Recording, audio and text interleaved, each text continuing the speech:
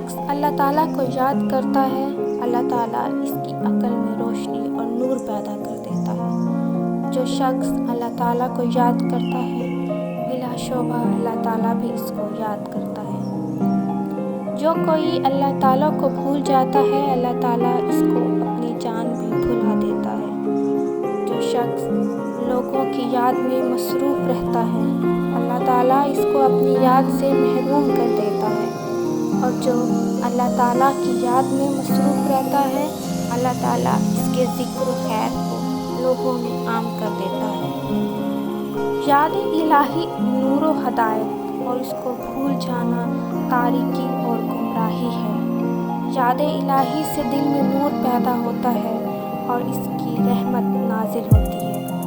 یاد الہی کو لازم پکڑ لیجیے، نور قلوب ہے۔ ہمیشہ یاد الہی میں مصروف رہو کہ اس سے دل میں نور پیدا ہوتا ہے، اور یہ نہایت بہترین عبادت ہے۔ اپنے اور اللہ تعالیٰ کے درمیان ایک ایسا وقت مقرر کر جو نہایت اچھا وقت ہے۔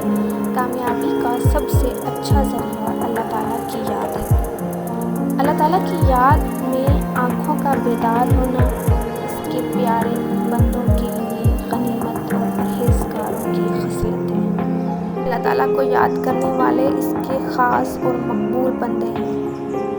اللہ تعالیٰ کی یاد ہر ایک محسن کی خصلت اور ہر ایک مومن کی صفت ہے۔ اللہ تعالیٰ کی یاد نفس کے امراض کا علاج ہے، اور اس کی یاد سب بیماریوں کو، مصائب کو دور کر دیتی ہے۔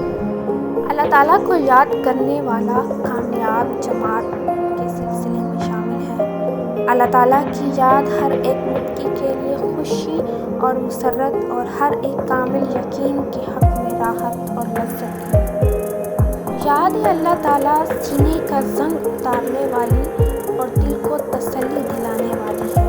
اللہ تعالیٰ کی یاد ایمان کا ستون اور شیطان سے بچاؤ کا ذریعہ ہے۔